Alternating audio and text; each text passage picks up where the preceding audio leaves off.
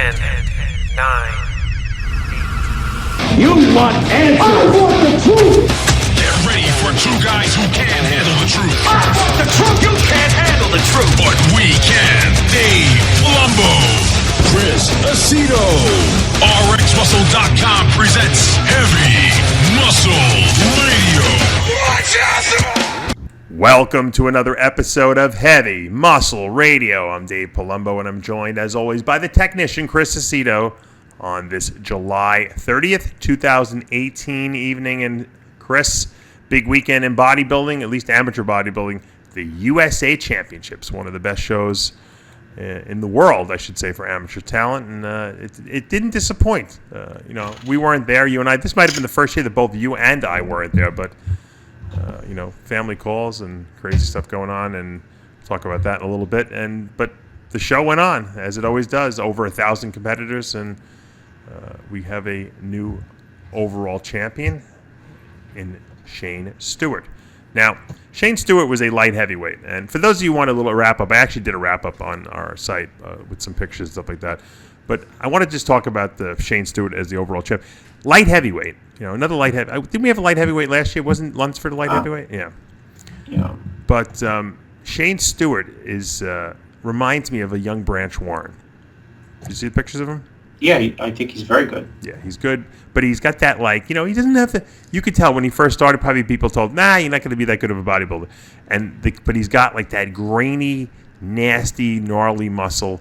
He's got a lot of muscle on his body, and he I think whatever he's done with his physique, it flows real well. He's got a big back, he's got big legs, and he's one of these guys that will beat a lot of guys in the pros. And no one will never believe it. People are like, "There's no way this guy's going to do well." No one will ever put him in there. Well, they're gonna look. I'll tell you what. Half the people are gonna do is they're gonna look at pictures and they're gonna not know that he's actually better than he is, because the lighting at the show is bright. It's intense. You got a very bright background. You got a very confusing background in that it's not just plain black or even plain white. Yeah, I wish they did what they did at they used to do at other shows. A lot of the pro shows they do. I think New York Pro used to do this too. Is they would do prejudging in black, and then they would bring out the set for the night show, and you'd have your normal, your fancy little USA background. Because you're right, it is a little distracting when you have words and stuff like that in the back of the backdrop.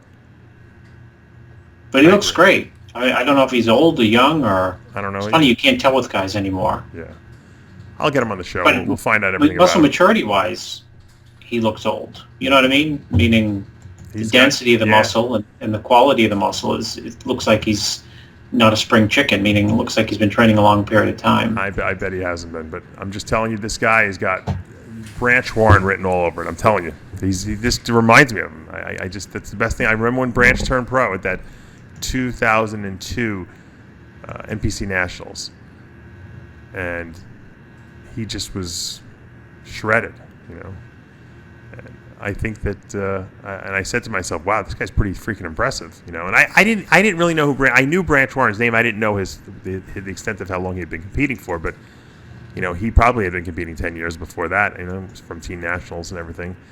And look what and I don't think anyone would have said Branch Warren was going to, win the Arnold twice and was going to, play second at the Olympia. Some people, no pun intended, some people who were there twice wouldn't say he won it once. Yeah. But no, I know what you mean, meaning... Six most muscular awards there. Yeah, you know what's so funny? Well, I won't even say. A good judge, when he was some people did. Some people thought he was going to go all the way. I don't want to call them out and embarrass them, but it was in a complimentary way. Some people did. They were behind him and said, this guy's, even when he wasn't doing super well his first, year and a half, 2 years as a pro. He pushed Jay that one year, when he came in second at the Olympia. I mean, that was I think people always say, well, he won the Arnold twice. I think the highlight really of his career was placing second at the Olympia. That was the best year. Of course, because he beat Dexter. He beat Dexter that year, who was reigning Mr. Olympia. Yep. So, anyway, this is not Branch Warren, but this guy is very reminiscent. No, he's very good, though. Yeah. He's very good. It's a good line. I mean, light heavy was, without a shadow of a doubt, the deepest. I'll bet you he does the Tampa Pro next week. This coming week, I should say. As a what? 212, yeah, why not? It's got to be crazy not to. I heard the heavyweight kid, Lucas Carroll, is doing that. Because I know What I is have the a friend of heavyweight? mine. What is the heavyweight cutoff? 225, but he'll suck down to 212. He probably wasn't a full 225 anyway. This guy. Yeah, he's very good too. He's got a tremendous Vacuum pose, right? Yeah, Impressive. front doubles off the hook. Yeah, I thought his glutes could have been a little harder. Maybe they're just a little flat, but because they are pretty, he is pretty ripped everywhere. This guy, like I said, a friend of mine is personal friends with him, and he sent me pictures before the show, and I said, if he wins, I said I'll interview him. So he won. I'm going to. Yeah, he looks very good. Good back double, good front double. Now it's good interesting everything. because this guy is going to drop down from heavy to 212, and Shane is going to obviously just go in 212. He'll probably, hopefully he won't come in. He won't say, I can gain weight now, and comes in smoother. But it would be interesting if they both do Tampa. You know what I mean? To see who wins it on the pro stage. Yeah. Because obviously Shane won, the overall here, but coming into the 212, will he still beat Carroll if they both compete? I think there is zero reason for either of these guys to I'm going to wait a year. Yeah, and jump in, man. I mean, it's not the open they're doing the 212. You know what I mean? So no. Still damn impressive. 212 guys. I mean, they're. I think they both do really well. People were online bashing how weak the show was. I don't think the show was weak at all. I'm looking at this 16 deep in some of these classes. Some of the classes like lightweights only had 8 guys and Bantams had 10 guys. All right, but that's always standard. Well, look, there's 2 class winners. I both think I've kind of been around the block. I think they look really, really impressive. Yeah, and I'll tell you what. I don't care if there was 4 guys in the class. Those 2 winners right there are really good. I'll tell you what, the super heavies weren't too bad either. They were really good. Great. I mean, Henry Jackson III is a guy I interviewed 2 years ago, I think it was. He won Junior USA. And I was impressed with him then. He was, I think it was his second show or something like that. I said, this guy's going to be real dangerous in the future. And I hadn't seen him since then. So he kind of waited, taking his time to put some size on. And, he's a pro now. Now, I thought the top 2, Henry Jackson and Ron Gordon, once again, if you want to see pictures, NPC News Online has the pictures. I thought it was a very tight battle. Matter of fact, I thought the second place guy from the pictures. Now I wasn't there, of course, and neither were you. I think he looks like a young Ronnie Coleman. This guy, Ron Gordon. I think he looks. Let's see. Does he look like a Coleman? Look at the his front lat quads spread. are phenomenal. Look at the front lat spread. Yeah, no, I mean he's phenomenal. He's good. He's got the Coleman. He's phenomenal quads. because I'm going to put it in context. He's probably been training, right? He's probably not been training a long period of time. That's my guess. Look at his arms. If that's not a Coleman arm, look at the side chest. His arms are great. His pecs are full. Hamstrings are great from the side. He's in very, very good condition. He's in better condition than anyone in the class, I think, right? Yeah, I think he's better than the winner, Henry Jackson. I think he needs to fill out his frame a little bit more, but maybe, but I mean, that front double is pretty deadly, right? Yep. It looks like a young Ronnie Coleman, I'm telling you. I remember Does it look Ronnie. like a young Ronnie Coleman to you, Dave? Yeah, you know what the back does, right? The glutes and hams, like when Coleman had before Coleman got big. Not facially, he doesn't look like Ronnie. I'm talking physique-wise like Ronnie. He probably has a better waistline because he's got a long torso too. Ronnie had a short torso. He's probably from Texas too. Probably trains at Metroflex. Brian Dobson. Isn't it terrible? We don't know anything about these guys. I'm going to get all these guys on the show because this was a good crop. Sometimes you don't have such you good. got to get them on the show because they're going to get no notoriety. No notoriety outside of an interview with you. Unfortunately. Well, I mean, it was it's a quiet show. You can say that, right? I like when we see new talent like this. How often do we get like a crop of new guys that really we haven't really, been heard any buzz about? That's exciting, especially in the open class, right? The guy wins the heavies. He's been there for the 5th time. Yeah, I mean, usually it's a guy who's like 8 years old I'm interviewing because he's been taking him 20 years to get the pro card. It's funny. I think when Dusty Hanshaw turned pro, he can tell you. I think it was because he'd done a lot of shows. It was like his 3rd year in North America. So people is this like your 10th time here? It's like 10th time. What are you talking about? It's my third time. Yeah. It's just that I've done multiple shows, so people knew the face. Sure. Whereas, I don't know the faces of either of these guys, any of these guys. Well, the top 5 at the here in the supers are good. I mean, obviously Matt Berzicott. If I was a betting man, if you and I were gonna handicap the show before the show took place, I would have said Matt was gonna win. Because he's next in line, and that tells you how good Ron Gordon and Henry Jackson are.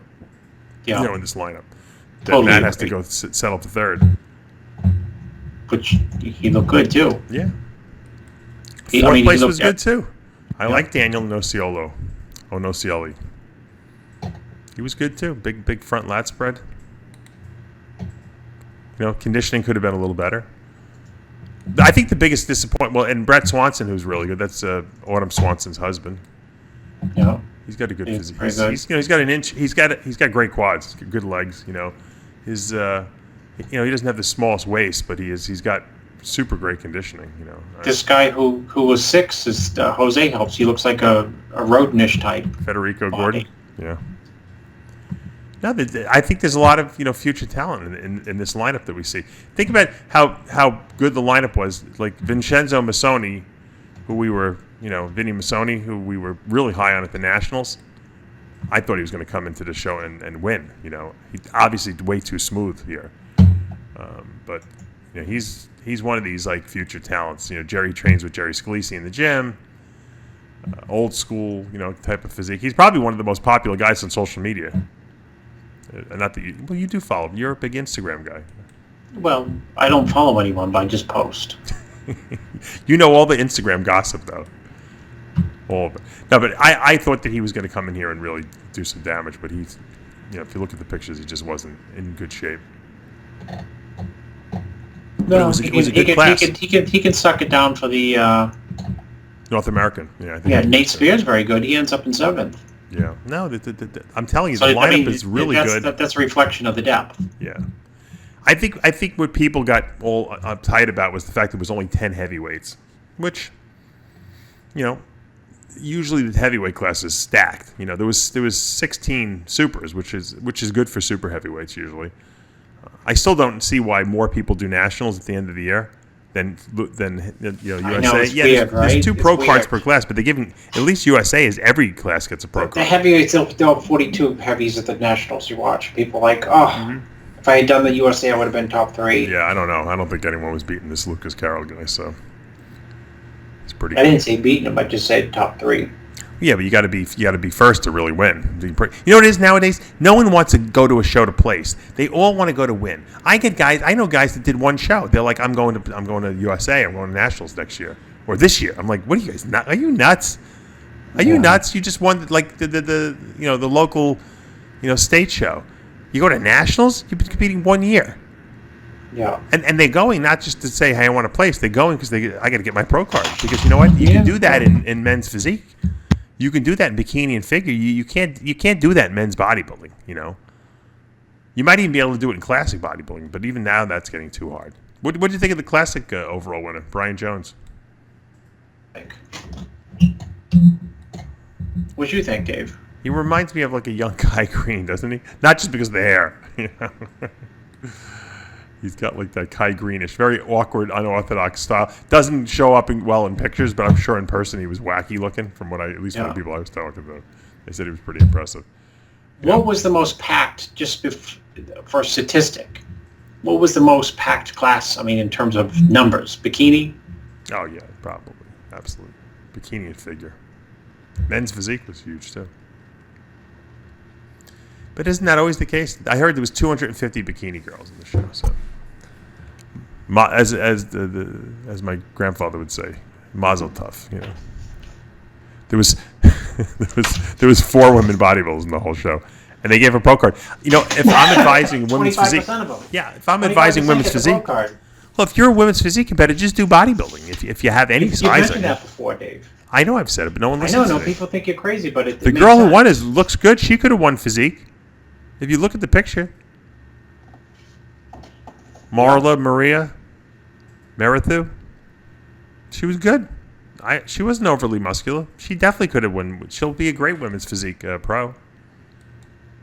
She was smart. She was the smartest one there. She figured, you know what, I got a better chance in bodybuilding. You know, I don't know why the women's physique women wouldn't cross over or just do bodybuilding. All you got to do is come in shape. What did they give for classic bodybuilding pro cards? How many? 1, 2, 3, 4, 5, 6, 7 pro cards. Isn't that weird? Yeah, I don't know how they even determine that. Maybe it was a 2 per class. It's funny, they give the classic 2 per class, but they give the men's bodybuilding 1 per class. That's what I mean. Isn't that weird? Well, that's why all the classes have 35 people in them. Well, I mean, if you had, that's right. If you gave out 4, I'm just saying 3 pro cards to each light, heavy, super. I mean, you wouldn't get 10 guys in the. Yeah. Look, everyone. Well, no, I shouldn't say everyone. Let's assume that 50% of the classic physique guys would have been men's physique before classic was around, and 50% would have been open bodybuilders, right? Yeah. So there's the people you lost. That's why the classes are not. That's why open bodybuilding doesn't have as many people as it usually does, because there's a certain percentage that went over to classic, and that's just the way it's going to go. And that's that doesn't mean you're going to. I don't think it's going to water the talent pool down necessarily in the open class. I think you're just not going to get the numbers. That's all. Yeah. The guys who are going to win classic never would have won open anyway. Not on an amateur level. Maybe if they got bigger and went on a pro level, they would. So I don't think you're losing your top tier talent. It's just a matter of, will these men's classic guys stay as classic guys in the pros? If they do, then you might lose some talent in the pro ranks, because these guys could theoretically grow into open men competitors. So I heard Laureus still wants to go up to open men's bodybuilding next year. I'm going to get him on the show, interview him before the Olympia. I'm going to ask him. I heard he gained 20 pounds already. What do you think about that? He may have. I mean, he may have, but for open bodybuilding, I think to win the Arnold Classic, you need more than 20. Probably, yeah. I mean, if he's willing to, put the work in over a couple of years, I think he could probably do it. People did it all. That's how people in the past did it. You look at a guy and say, "There's no way this guy can be an open guy." No, of course he could. That's how everyone starts. He's got the structure. Yeah. The question is, can he put the muscle on? It's just a matter of time. Time over tension, right? Is that what does that equal? Time over tension. That's some kind of I remember that from physics. That's too scientific for me, dude. Yeah, it's a little too. Chris and I doing the show at 12:30 and almost 1 in the morning, so that's okay. It's still alert. Our brains don't work that clearly at that time. Time over tension. It's a training. It's like a. Who came up with that? Time over tension. I don't know why I'm just saying it. I know it's bodybuilding related. But I think it's Ellington Darden. Is that how much power you put out? Yeah, something like that. Jim? The work equals more mass times acceleration. That's I remember from physics. Because I hear that all the time. They say, Chris is not scientific enough. I'm serious. So when people tell me, I hear that. They say, Chris, you're not scientific. You just make stuff up or are lucky. I said, well, lucky is okay. As long as people I help win. Time under tension is the time your muscle spends under load during a set. Okay, and I guess that's associated with hypertrophy, right? No, it's in other words, how long you take before you do the positive and the negative contraction. Concentric I mean, you know what? You could take 100-pound bar, 100 pounds on the bar, and take 20 seconds of 30 seconds to bring it down and 30 seconds to bring it up, and do lots of those. And I think if you bench in 450, it negates everything under tension. I always found that I like to really control the negative portion, the eccentric portion of the movement, like very, very controlled. And how quickly I came down with the movement was basically based on feel. So on bench press, I really controlled the negative because I felt that was really important, to the set. On squats, I controlled the negative or the eccentric, going down, but not as much because I just felt like I didn't have to. In other words, so it's important to control your negative, but the rate with which you do it is really dependent upon how it feels. And you can't teach someone that. You can't say, well, you have to take 25 seconds to lower the weight. No, because not for everyone that's going to work, especially if you have long legs versus short legs or long arms versus short arms. It's got to work. It's got to feel. There's got to be a feel aspect of it. But when you bring it down, bring the weight down and the negative slower, you don't recruit more muscle fibers, do you? Well, I think you're breaking down more tissue, because think about it, the muscles in a contracted position at the top of the, say, bench press, and then you're lowering the weight. Now the muscles that are contracted now are shearing apart, because the slower you're moving the weight down, theoretically, the more shearing force on them.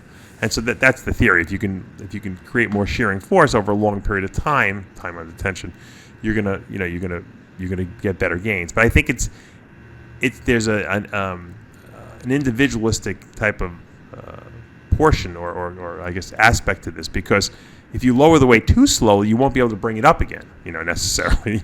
You might actually fatigue yourself too much. Muscle fibers, right? Well, you might fatigue the muscle too much because it's taking too long to do the set. You're not going to get enough reps out. Now you're reducing the amount of reps you're doing because you're lowering the weight too slowly.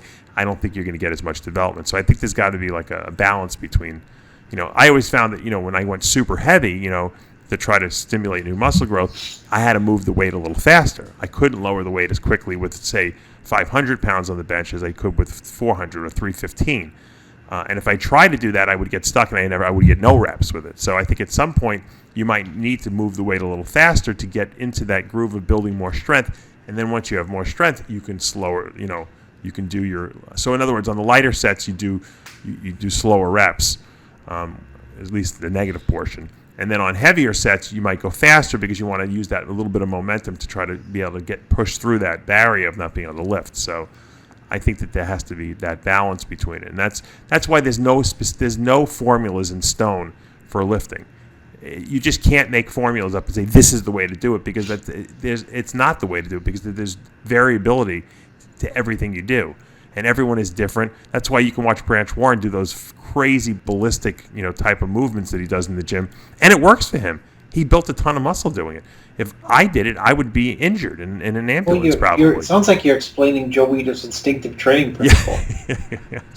Joe Weider took credit for every training principle.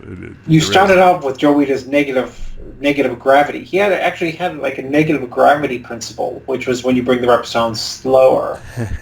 Well, you know what he did? He just basically named all the things that people were doing already.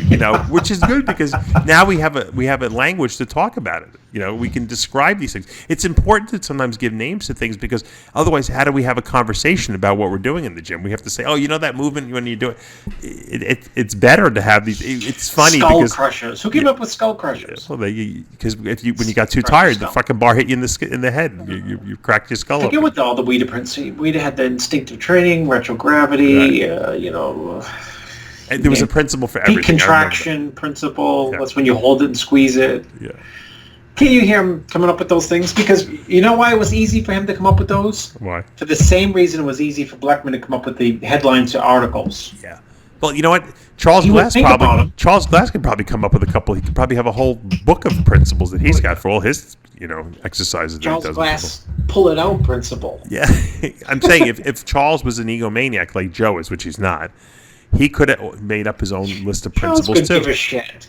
No, Charles just likes to train the gym. But think about it. If someone went to the gym and watched Charles training people and started quantifying everything that he's doing, you can come up with a whole new set of principles that no one even heard of before, The Charles Glass intra-angular production principle. Think about that. We think we know all the exercises. Charles could probably come up with 50 new exercises no one ever heard of, He can make his own names up for him. And he could put it in a book and probably sell 1 million copies of the thing. People are obsessed with training. I can't tell you how many of my clients ask me for training programs. I started writing them up. I hate doing that, because I was an instinctual trainer too. But I've been writing down different programs for people, and I've been saving them as files, because people get bored. I used to just instinctually change things up here and there. Sure. But some people like to just follow routines. And I forgot, Chris, that there's no magazines anymore. So the magazines did have those kooky, crazy workouts that they pretended that the bodybuilders used. Oh, yeah. But they were there. Iron Man magazine was notorious for putting out a tremendous different, and Muscle Mag too, different variations, and we would follow them. You probably followed a lot of them. I probably followed a lot of them. There's nothing like that anymore. So it's actually not a bad idea to put out some new articles. Okay, here's some of the WIDA principles. I just Googled it, thanks to Google. The forced rep principle. Right. That's when Dave can't do anymore, and I lift the bar up on the bench press and help him do it, and then he lower it, right? Yeah. Oh, wait, no, forced rep is you can't do anymore. Right. Yeah, okay. No, you're right. The pre-exhaustion principle is you're going to do pecs. And instead of doing bench press, you're going to do like pec deck first, cable crossovers, right. So you can lift less weights and get the more out of it, right? Yeah. The muscle confusion principle is when you've been training chest on you've been training chest like Mondays, like every other retard in the gym. I purposely never. Did you train chest on Mondays, Chris? Yeah, and then you confuse the body by starting with inclines rather than flat bench press. I purposely never trained chest on Monday because I didn't want to fight with people over the benches. So I would do back on Mondays, and then on Tuesday I'd come back and do chest when no one was on the bench presses. I couldn't wait. Instinctive. The instinctive navigation of the gym principle. Wait, did we say muscle confusion? We said muscle confusion. Yeah, Wait, there's the muscle priority principle. Now that would be when your calves are terrible. So you come right in and you target calves. It's funny that we both know all these things too, The partial rep principle. Partials, if you can't get the full range, you're going to do partials to build up strength. So you can get, right? You know what? You know why we know these, Chris? Because we read the magazines like they were the Bible.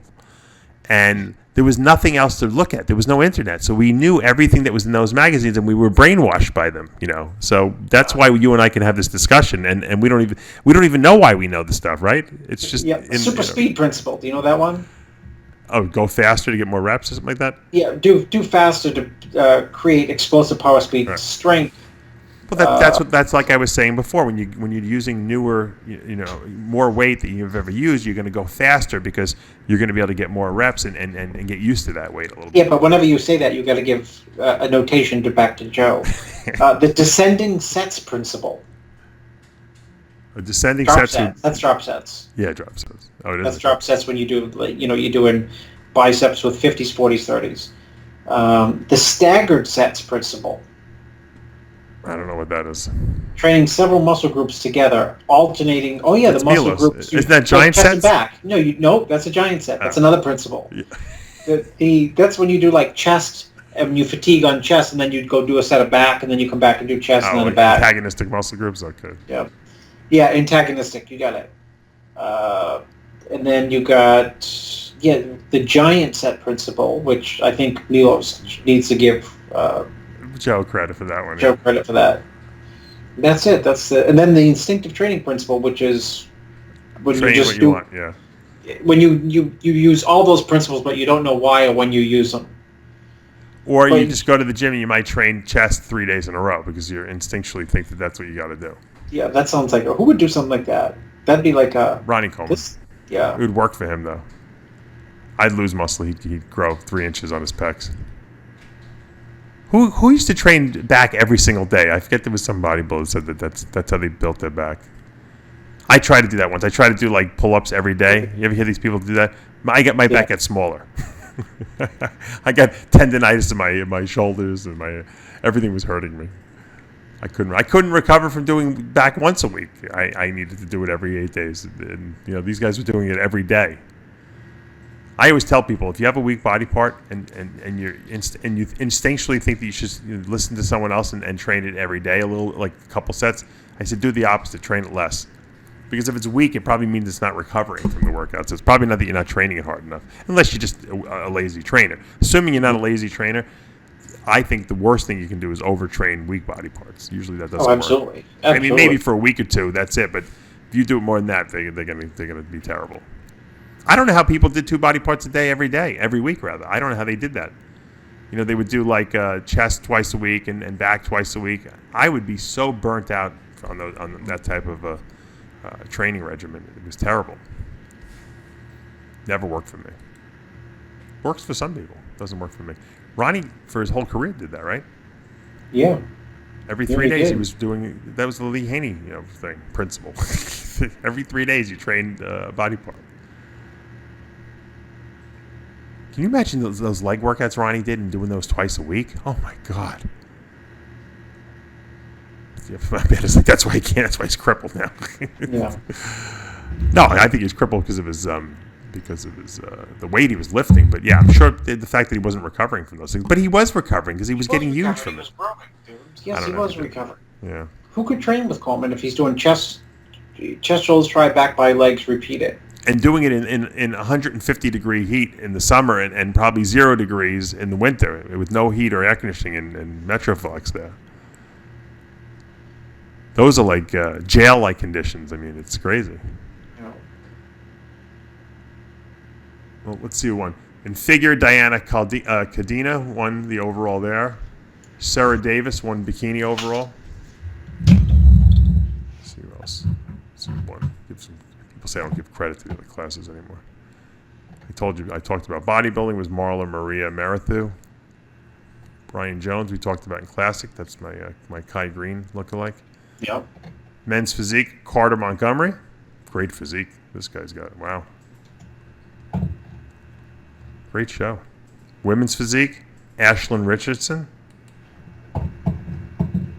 She's a little more on the smaller side for women's physique. If you put her in the pros, she'd be like figure in the pros now.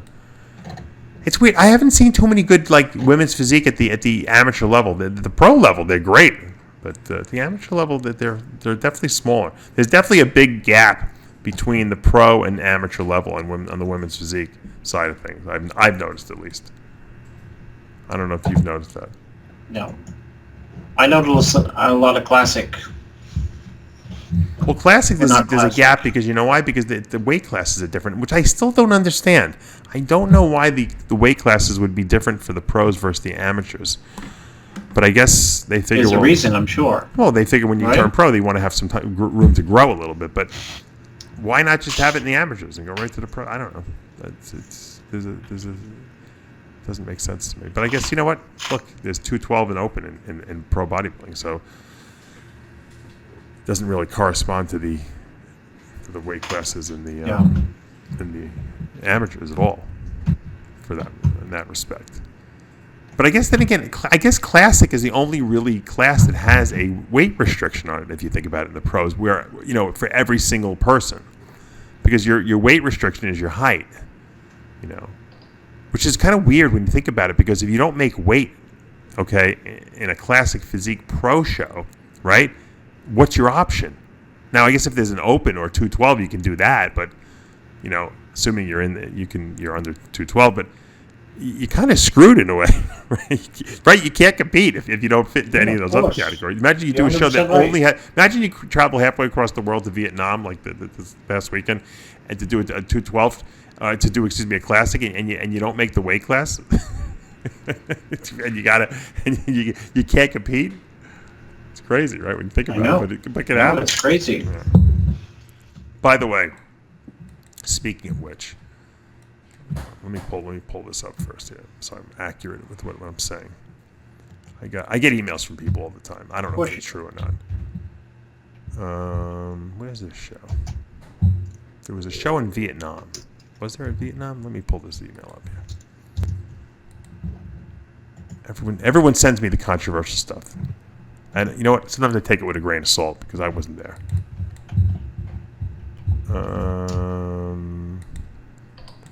Let me see what I'm looking for. Oh, here it is.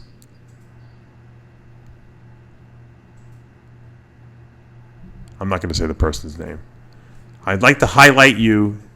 I guess English is not his first language. About the recent muscle contest show that was in Vietnam and the Philippines. They are using non-qualified IFBB Pro judges. Judges from other federations, even people who have never judged before. I don't know anything about this. What do they want you to do about it? I don't know. They want me to expose or something, or expose. Look, first of all, there are no freaking pro judges who live in Vietnam. What do they expect? Yeah, I mean, what they want Weinberg and Mannion to show up at the show. They fly 400 people over there? Well, you know what? let me translate for you. A guy I coach who I think should have won got screwed. That's probably where it's coming from. Unqualified judges. Like, what's that mean? They have no... You know what? I hear that all the time. They're unqualified. He never competed.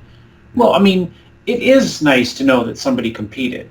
It really, really is. I mean, I would like to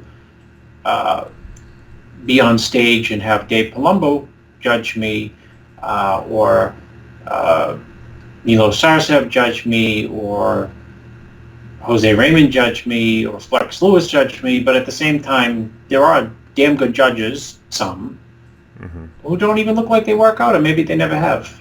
I mean, I've kept in touch with fans for like 30 years, who I still say, hey, who'd you have in the top 5 of this show? Because they have a great eye. And some of these people who I know, I swear to God, if you saw him, you'd say, what's he doing at bodybuilding shows? So you're just a fan. Yeah, no one's ever happy. You know that. They have a show. I thought maybe it was this show. They have a show in Singapore this coming weekend. But that's obviously not what they're talking about, because they're talking about a show that took place. If someone wants us to come to Singapore, Dave, me and you will go. We'll abandon in the wives, abandon in the kids. I'll send my wife down to stay with you. Bring the kids down, homeschool them, and we'll go to Singapore, cover the show. Yeah. Can you imagine if you told your wife, Dave and I got to go to Vietnam this weekend? I can say that on the radio show. That would never happen. She'd be like, you're not going. Lose the power, Dave. Somebody told me once you lose the power when you get married. My dad. That's my dad's famous saying. That's right. He warned me. Speaking of my dad, he's still hanging in there. I don't know how he's doing it, to be honest with you. My dad hasn't had any food or liquids for 4 days now. I just wanted to thank everyone also. I've been getting a tremendous amount of texts and emails from people, sending prayers and giving all kinds of emotional support. So I appreciate it. I put it out there just because I like to keep my life out there and let everyone know what's going on in my life.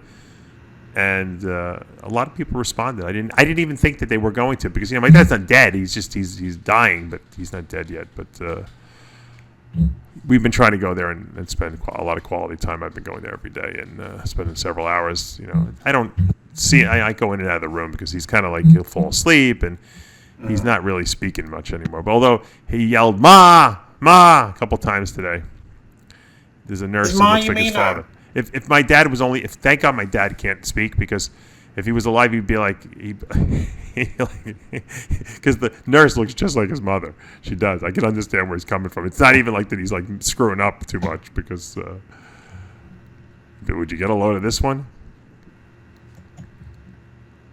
So Amanda came by. The kids. My son is like, we're trying to explain to him the whole process of like that my father's not going to be here anymore. But it's very very difficult. So. Yeah. What can he really get? Right. Well, Amanda's like explaining, that Papa's going to be with Jesus. That Jesus is going to come take him, and like he did. And it's funny. She was explaining to them, and then all of a sudden she sees they walk up the driveway. There's like a dead snake on the driveway, and she's like, "You see the snake? The snake with Jesus with the snake now. The snake's with Jesus now."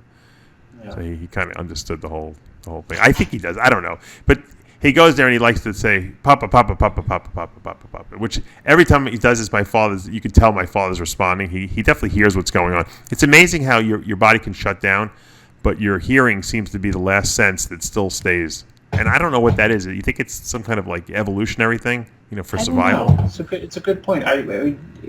What comes first? Your sight when you be informed in the womb? I don't know. I forget my embryology. But I'll tell you this. What's the most important for survival? I guess it would be hearing, right? To hear a predator coming. Because what if it's dark out? Your vision is not going to really help you in the dark, right? So I guess hearing was always like a very important sense, for survival before we had houses and, when we were in the wild, so to speak. And that must be why he still hears. Because if you say the right thing to him and it's touching or whatever, it's some kind of emotional thing. You can sometimes I could see a tear in his eye. Amanda was saying, "Look, Sal, if you hear me blink," he was blinking. So I don't know. He's hanging in. Like I said, I never heard. I always thought you couldn't last more than 2 days without fluids. But my father had nothing to eat or drink for 4 days, and he's still pretty stable. I mean, he actually looks pretty good. I got to be honest. He did 7 days for the New York Pro, so no fluid. That's why he made the weight. Yeah. Yeah, my father's getting striated glutes now because his body's absorbing all the fluids. You have to make. My father would say and I said this to him. I said, Dad, you taught me that you got to find the absurdity in everything in life, and so there's got to be some absurdity and something ironic about what's going on here. You're going to a better place. It's funny that you told me the absurdity is that he's on morphine and it's a decrease from. It's like the Wheeler decrease principle. Yeah. You know what they found out? I couldn't figure out why my father was rebound pain principle. I couldn't figure out why my father was so sensitive every place that someone touches on him. And then one of the nurses said, "Does he drink? Was your dad a drinker?" I said, "Well, I don't know. It was a bottle of wine a day of drinking." She's like, "Yeah, that would probably qualify." And I said, "Well, what about 80 milligrams of OxyContin twice a day?" Which he wasn't on. He was actually on less when he was living in assisted living because he had no stress. He was on 20. But I guess what happens is when they give you a morphine drip, my father's actually getting less painkiller than he was getting when he was taking the pills. So he was. They were under. They think they're keeping him comfortable on an IV drip of morphine. He's in withdrawal from the stuff. So they had to up his dosage.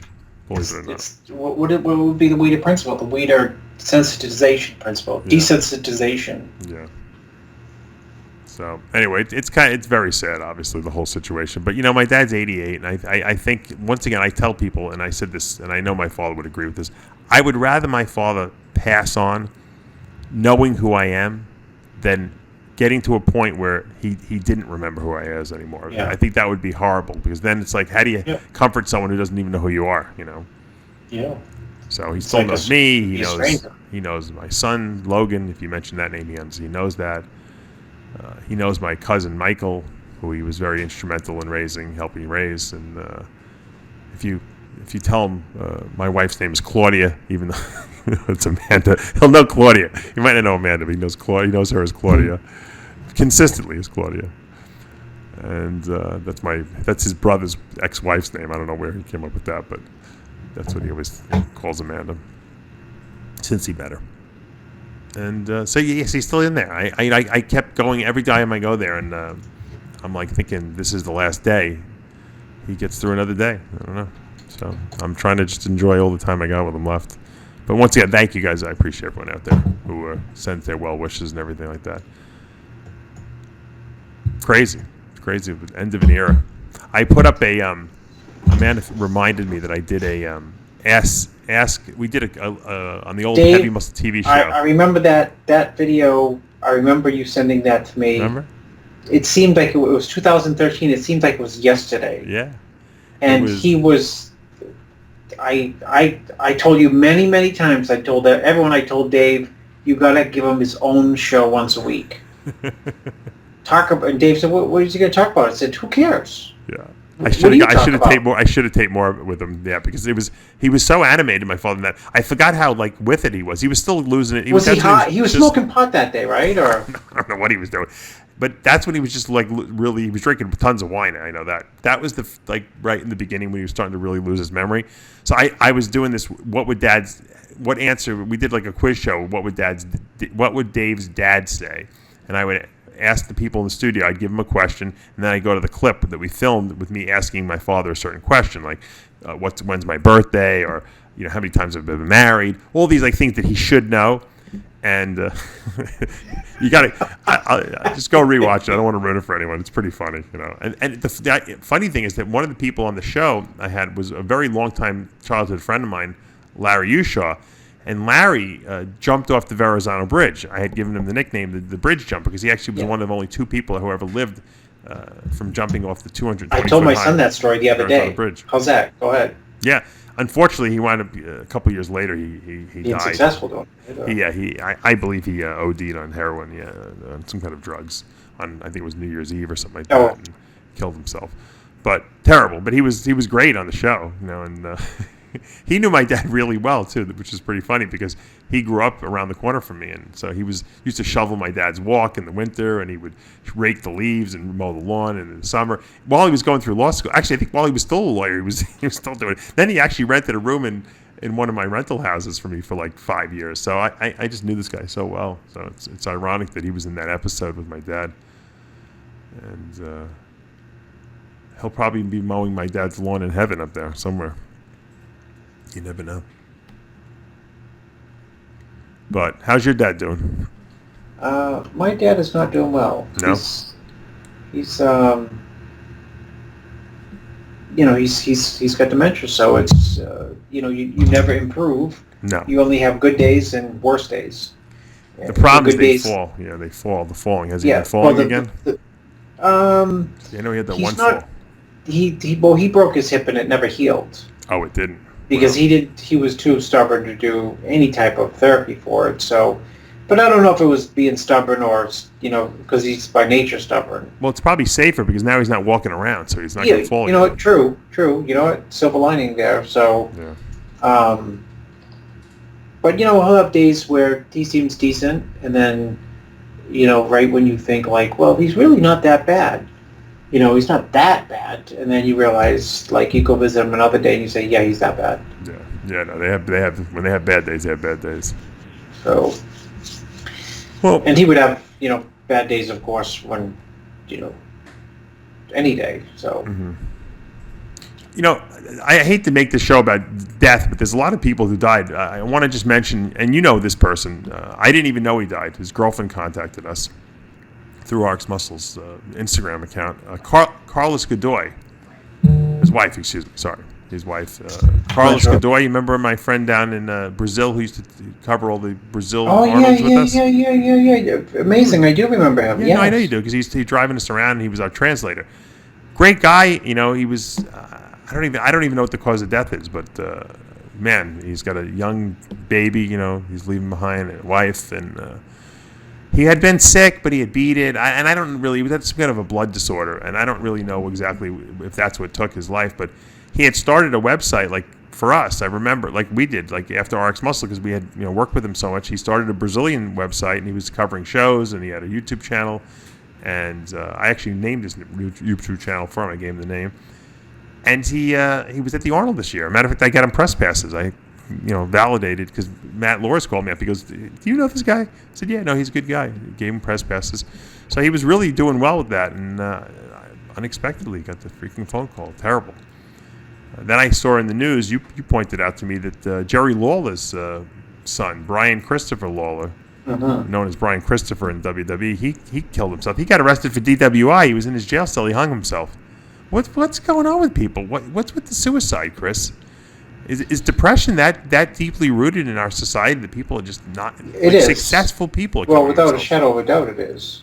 We talked about Anthony Bourdain a few weeks ago. Now this guy, wow, Yeah. terrible. And then of course Nicholas Volkov died. Nikolai Volkov, another WWE Hall of Famer from. He was like who was he the tag team partners with? What's that guy? Well, he was. Yeah, I don't know who he was. The one you mentioned before, the Iron Sheik. Sorry, Iron Sheik. Yeah. They were like tag team partners. They won the championship belt way back. And he died. Well, he died. He was the 70s. But a lot of people dying this week, unfortunately. Here's a good story for you.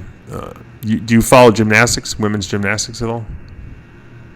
I you don't watch even the follow Olympics? movies, let alone gymnastics. But go ahead. Well, Simone Biles is probably the Yeah, I know most Simone winningest. Biles. Yeah, everyone Yeah. knows Simone Biles. She's the most winningest, probably the best, greatest gymnast of all time. She won in the Olympic gold, and she's making a comeback now. And she did her first meet back. Hadn't done anything for a year or something like that, or over a year, and she won. And I'm looking at her physique, and this girl's got the greatest genetics of all time. If she wanted to be like a figure pro, she'd probably be a figure pro, or at least she would certainly be a fitness pro. There'd be no doubt about that. She'd probably be Miss Olympia if she wanted to.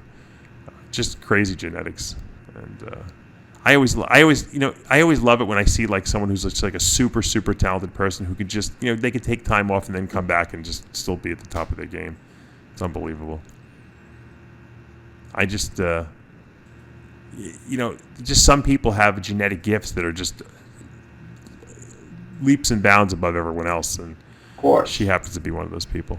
Most gymnasts stop competing, after they're teenagers, but I think she's probably got the kind of genetics she can probably compete till she's 30 if she wanted to. Crazy. crazy. All right, what else did I want to talk about?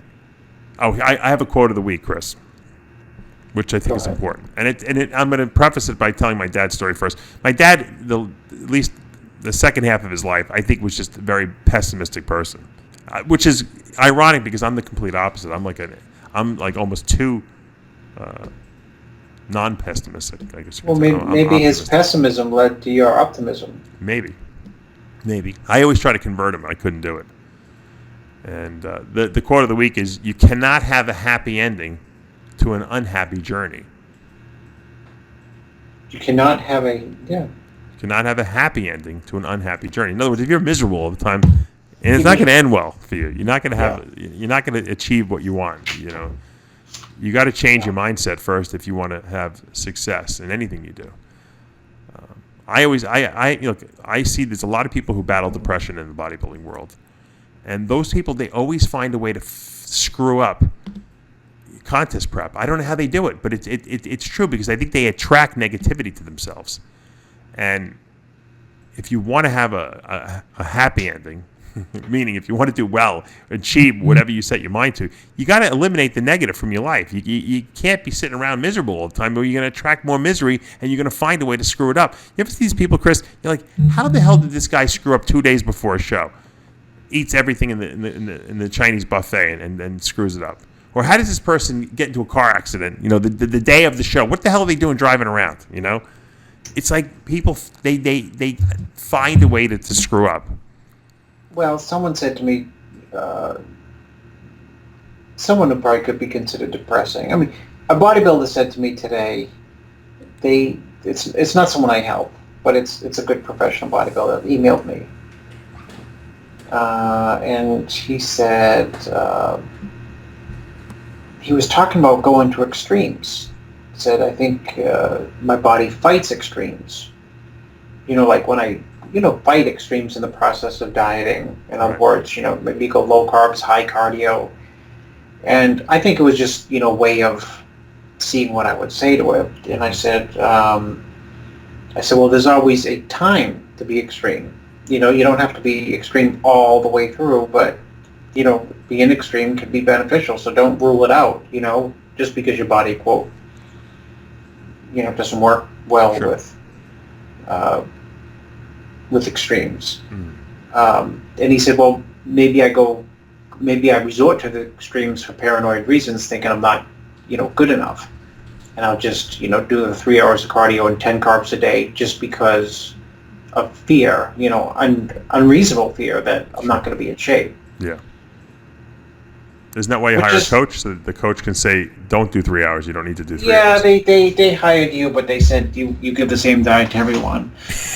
Yeah, that was my next subject. I was going to talk. I didn't really even want to talk about it to give credit, but I wanted to give you a chance to voice it because Nick Trigili was who I actually like. I thought I interviewed him on our show a couple weeks ago, and then I went on his show and did an interview to help his channel on YouTube a little bit, get some notoriety.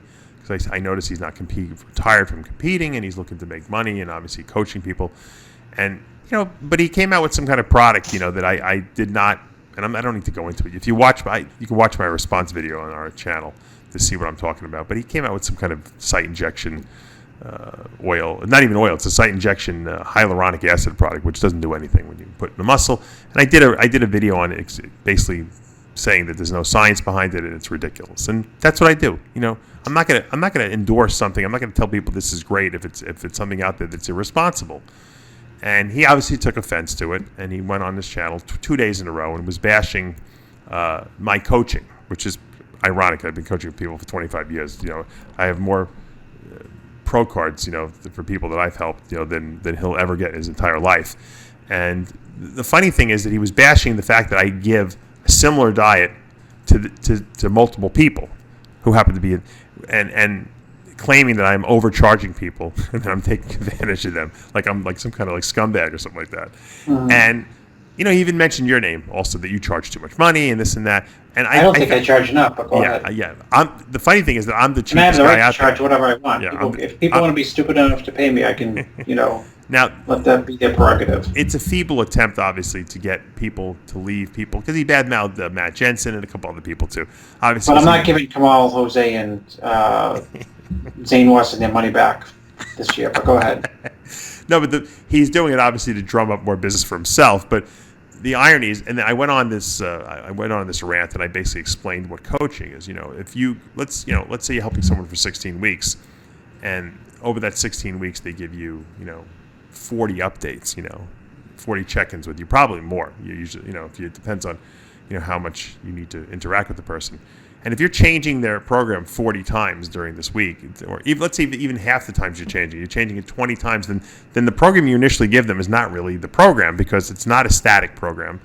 And if someone weighs 220 pounds and they're a male and they're competing in bodybuilding, how many different diets really are there, right? I mean, if you were to give someone a different diet than you'd give the other person that kind of is in the same category, okay, as and trying to achieve the same goals, you'd actually be cheating one of the people just because you're trying to be different and make it seem like you're giving them something unique. You'd be actually a charlatan to give someone a different diet than was the perfect diet for them, right?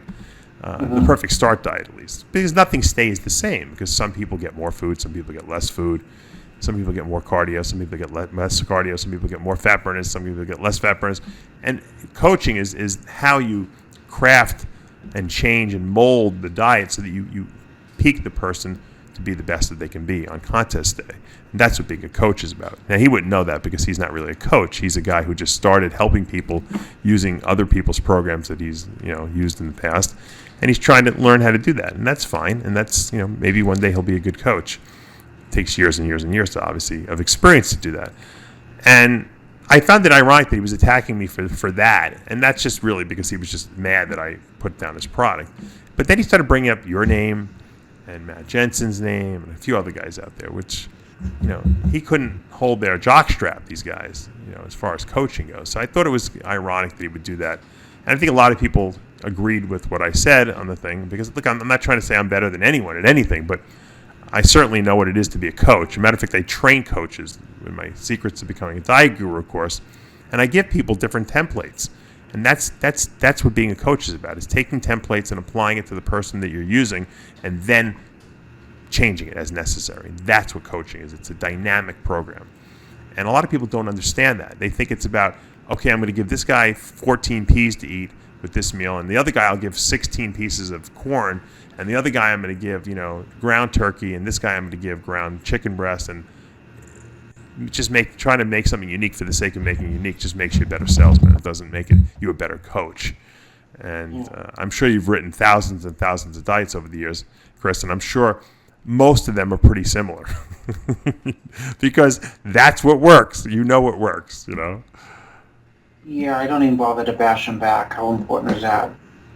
There's nothing to bash. It's more about education, because I think that a lot of people don't really know what it is to coach people. They don't understand it. They think it's like, all right, I have this goal to win the USA Championships, and I need a unique program. Reagan, you're not getting your money back either. I need a unique program that's going to make me better than the next guy. And I'm paying Chris Aceto, $100,000. He better give me something that's going to be just for me. Yeah. The bottom line is, how do you look on contest day? That's the bottom line, isn't it? Yeah, it is a bottom line. Doesn't matter what type of diet you used. Yeah. No, I'm saying as long as the coach knows how to manipulate whatever they're giving you to get you to that end point, it doesn't really matter, the process. Everyone has their own process. And when I train coaches, I tell them that. I say, look, here's the starting point. This is the science of what you're doing. Now take this and make it your own. And you're going to develop your own techniques with your own templates, with your own ideas of how you apply this to people. And that's what's going to make you a great coach. The only thing you can do now is you got to get experience and do a lot of diets for people. And you're going to learn on the way how to manipulate things and how to make your own changes. And that's just the nature of the beast. They say to be great and become a master at anything, Chris, you have to do it for at least 10 years. So, without a shadow of a doubt. And I believe that, because I think I believe that. Ask anyone who's got a successful business. It takes them 10 years to really get it fine tuning. You know what I mean? I think it took us 10 years before this radio show got good, and we're just about the 10-year mark this year. Next year is 10 years, so we should be great. We'll be masters of radio next year, Chris. Yeah. we'll be able to call ourselves masters of make radio. That list. What's happening with the lady who graded you in the top 70 bodybuilding podcasts? Yeah, exactly.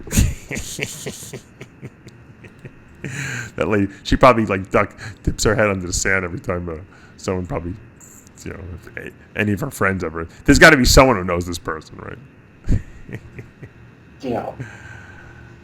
I by the way, I did a rant also on Diazide and how to dry out for a bodybuilding competition about how really? how the different diuretics work. Yeah. So give me the Cliff Notes. I'm a Cliff Notes fan. Well, I just explained what the different diuretics do for aldactone versus like a Diazide versus like a Lasix, and why Diazide tends to be the diuretic of choice because it's very predictable, because it's potassium sparing, but it doesn't stifle aldosterone. If you cramp on Diazide, it's because you're sodium depleted, and it's an easy fix. And so I explained why I felt the Diazide was the most beneficial diuretic to use. It's very predictable, and you can problem solve easy with it.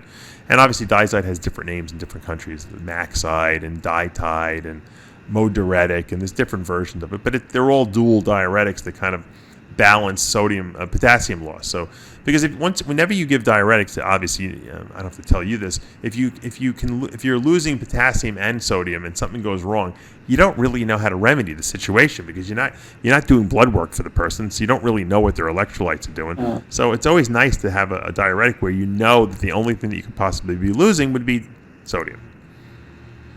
So that was the rant. And, because a lot of people, we take for granted that we know this, Chris, because we've been doing it so long, but there's a lot of new people coming into the sport, and they know nothing about that last week of getting rid of water and carving up and using diuretics. And it's almost like it's scary for them because they have no clue. And you know what? You and I, once again, we take it for granted because it's so intuitive to us how to do this that we forgot what it's like that when we were first doing it for the very first time. I don't know what to do, right?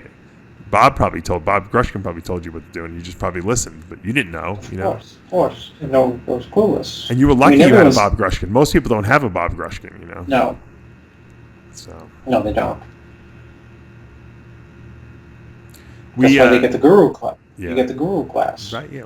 I teach all that stuff in the Actually, I have to make the new class. It's probably going to be in October. I haven't made it. Maybe you could give like a little award or something for the Bob Gruskin Award for best attentive student each. Oh yeah, that's good. You're right. I like that. Guru, how about Guru of the Year? The Bob Gruskin Guru of the Year Award. They can give it at the Mr. Olympia competition, along with the Hall of Fame ceremony.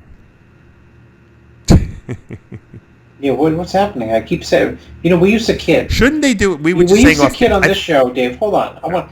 We used to kid on this show years ago about, I used to say we got to have a Guru Summit, and that kind of led to the Guru classes. It did, because I took that and said, you know what, you're right, Chris, and that's why I started holding the Guru classes. Because I used to make fun of Hanny and George, and I'd say we'll invite them, we'll fly them to Tahiti, and we'll have a big powwow, and we'll have a few other people there, and we'll bring The Rock in to officiate if we get fighting, and then we used to also say, we used to talk about a new bodybuilding class.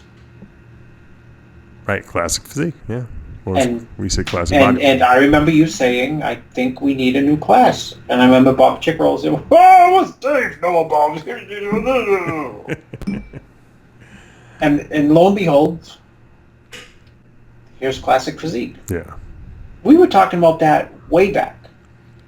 Well, we knew it was necessary. Once men's physique came out, it was absolutely necessary. Yeah. The bridge the two, because they were too far apart from each other. And that's why. If they never came out with men's physique, we wouldn't need it. But once they came out with men's physique, you had to have a middle ground, because people were stuck in the middle. They didn't know what to do.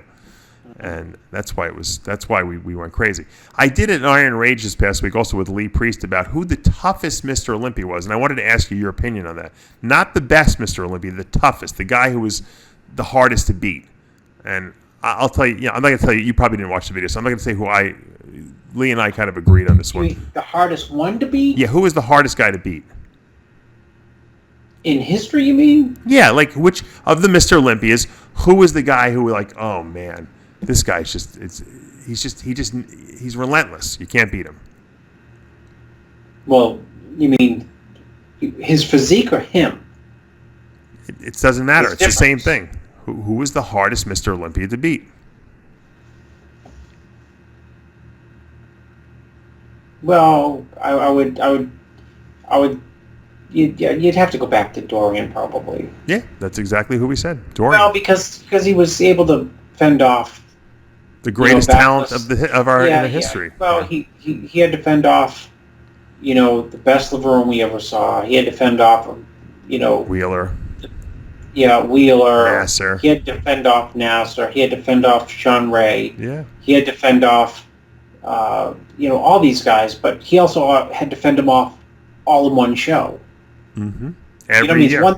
It's one thing to fend off, to beat like a really good Laverne, which a really good Laverne was the first year, ironically, that Laverne did the Olympia. Yeah, 92. And that was the best, without a shadow of a doubt, that Sean Ray had ever looked. But also to, beat Wheeler in 93. People forget how crazy Wheeler looked at that show. Oh, Sean yeah. Ray looked unbelievable at that show. The only as reason well. Dorian won that was because that was his best year, too. Yeah. So, and to do it year after year. He was. That's why it's, he was tough as nails. You couldn't beat this. Even Wheeler said, he goes, I never really felt that I could beat Dorian. Saw him as unbeatable, which is weird because Dorian didn't have like a Ronnie Coleman physique.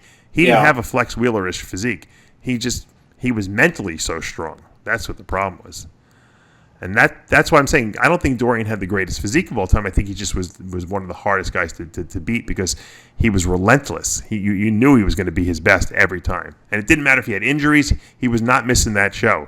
He competed with more injuries, that guy, than any other bodybuilder in the history of the sport probably. He makes Branch Warren look like a joke because Branch would get the injuries after the show. At least he wouldn't have them at the show. You know what I mean? Dorian was like competing with torn biceps and torn triceps and quads that were like half attached. So he was just tough as nails. That's all there was. You couldn't budge this guy mentally either. He was just too damn tough. You'd never be able to on stage. He was like Roberto Duran. He was like you couldn't even catch him smiling on stage, right? No. Wasn't interested in smiling. Yeah, he was there to do battle, and that's it. And he got involved in no one's drama. He didn't know anything that was going on. He would hide out in England the whole year, and he'd come out to do a little guest posing here and there, but go right back to the dungeon over there, a temple gym. You can't get through to a guy like that. You think if he was competing in today's social media age, you still wouldn't get through to him. He probably wouldn't even be on social He media. wouldn't have a social media page. Right. You know who don't... You know what? I don't even think he does, but he doesn't. Craig Richardson won that show, and he doesn't really... I mean, he has like an Instagram page, but he has like 10 posts. And like 9 of his family, I think, maybe that like one bodybuilding picture. He don't care. Yeah, well, that's why he's able to focus and he doesn't even worry about what other people. He probably doesn't even know half the people he's competing at. No, he doesn't. He doesn't at all. That's the best way to be. Some of these guys have lost the battle before they even arrive at the show because they're so worried about who they're competing against. Of course, they've seen the filtered pictures of their competition. They think they're going to get killed. Exactly. Well. Anyway, this coming weekend is the Tampa Pro, and Chris, you'll be down there with Raphael Noble, our photographer, and John Hansen. You'll be doing some good coverage for us. And, with Big John, John. What days John get there? Well, he lives there, so he'll be there the whole time. Well, then he'll be there the whole time. Yeah. I'll go to. You know what? I'm going to go by his house. He must have a little Hall of Fame going on. Yeah, you should go by there, and you guys should do a video at his place. I mean, you should interview him at his house. I think. Tell John to pull the video camera out and have someone hold it, and you interview John in his house. He'll probably show you the trophy that he got when he was like 6 years old. Yeah, this is first me, bodybuilding trophy. the teenage Chicagoland. I was, 14 years old. I got second in the open class. You know what the funny thing is? I saw pictures. He put some video up of like his first show or something like that. Yeah, He looks great. exactly the same as he does now, doesn't he? Well, got he's the same- ageless. He looks like he was. ageless, dude. Yeah, he looks the same. He looks the same. He still looks like he's like 14 years old, John. Yeah, no, Same he looks hairdo. very young. It's ridiculous. I couldn't believe it. I thought it was like a recent thing. He looks exactly the same. He has not changed one bit. He hasn't lost a hair on his head, and he's still got a great physique. So it's really pretty funny. But that's John. John. There's no one that I know that loves bodybuilding and lives bodybuilding more than John Hansen. That's I can why say he that. probably has a secret Hall of Fame in his basement. But I can say that because you know what? I at some point I stopped. With the competition I aspect. can imagine what's in the basement. There's Lee Haney's. He still eats probably chicken breasts, every 2 hours. That's a chalk. This is. You know how you have little weird things in Hall of Fames? Yeah. That's a chalk Lee Haney used to use for the '85 Olympia, New York City. First year, 243 pounds. I got that chalk from him. He gave that to me. Told me I put it in the Hall of Fame in the future. Yeah, That can of that's an actually Starkist can of tuna used for Lou Ferrigno's comeback in 1993. He flew first class with Dave Palumbo and opened up a can of tuna. It's a true story, right, Dave? Yeah. You know what the funny thing is? If I was going to start a Hall of Fame, John would be the first person I would call to collect all the all the factoids and all that stuff. If you ever go to go ahead. Well, if you ever go to a Hall of Fame, you see they have like quotes on the walls and stuff like that. By they have people. weird stuff. Yeah, he would absolutely be needed. This is a syringe used by Greg Valentino for the movie The Exploding Arms. Bigger, stronger, faster. No, you got to get Peter McGuff and you get John Hansen in a room and with someone taking notes and videotaping the whole thing, and you got to get a stenographer. You need an actual stenographer, like in the court, who can type 1,000 miles a minute to get all the information down to be accurate. Anyway, who knows? I might do that in my latter years. Hopefully, John Hansen will still be alive. And, this is a pipe Cormier used when he went to the sound factory after the... Here's a crack pipe that Cormier used. Oh, man. Chris, I don't know. We give up the power, Dave. You get married, you give up the power. That's the theme of the show. Yeah. Remember, you cannot have a happy ending to an unhappy journey. I think that's the quote of the week. Yeah. And on that note, until next week, remember, with Heavy Muscle Radio, the truth hurts. Good night, everyone.